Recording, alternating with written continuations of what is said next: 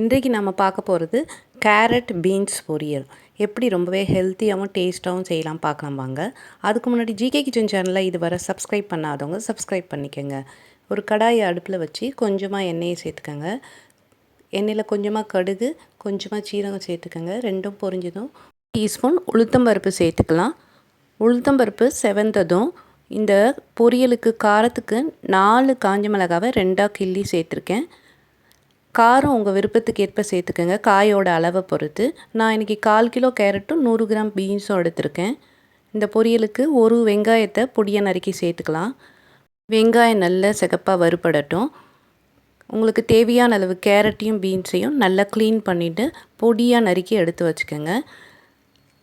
இதுக்கு வாசனைக்கு கொஞ்சமாக கருவேப்பிலையை சேர்த்துக்கலாம். கருவேப்பிலையும் நல்லா வதங்கினதுக்கப்புறம் நாம் நறுக்கி வச்சுருக்கிற கேரட்டையும் பீன்ஸையும் இதில் சேர்த்து ஒரு 2 நிமிஷம் வதக்கணும். கேரட்டும் பீன்ஸும் ஒரு 2 நிமிஷம் வதங்கட்டும்.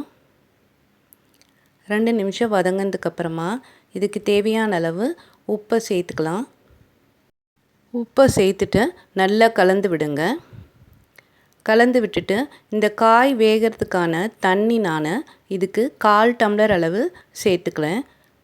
அதிகமாக சேர்க்க தேவையில்லை, 1/4 டம்ளர் அளவு சேர்த்தா போதும். சேர்த்துட்டு ஒரு தட்டை போட்டு மூடிடலாம். மூடிட்டு ஒரு 2-3 செகண்ட்லேயே இது வெந்துடும். நல்லா கிளறிட்டு தட்டை போட்டு மூடிடலாம். 2 செகண்ட்க்கு அப்புறம் காய் வெந்ததும் இதுக்கு தேங்காய், ஒரு தேங்காயில் பாதி தேங்காய் இருக்குது இல்லைங்களா, அதில் 1/4 மூடி தேங்காவை மிக்ஸியில் பொடி பண்ணி சேர்த்துக்கலாம். சேர்த்துட்டு லோ ஃப்ளேமில் இது ஒரு 2 நிமிஷத்துக்கு நல்லா கிளறி விடுங்க. தேங்காயோடைய பச்சை வாசனை போகிற வரைக்கும் நல்லா கிளறி விட்டுட்டு இறக்குங்க. அப்போ தான் ரொம்ப நேரம் கெடாமல் இருக்கும். எல்லா விதமான சாப்பாட்டோடையும் சேர்த்து சாப்பிட ரொம்பவே டேஸ்ட்டாக இருக்கும். நீங்களும் இது போல் கேரட் பீன்ஸ் பொரியலை ட்ரை பண்ணி பார்த்துட்டு எப்படி இருக்குன்னு கமெண்ட்ஸ் பாக்ஸில் கமெண்ட்ஸ் பண்ணுங்கள், லைக் பண்ணுங்கள், ஷேர் பண்ணுங்கள். நம்ம சேனலை மறக்காமல் சப்ஸ்கிரைப் பண்ணுங்கள்.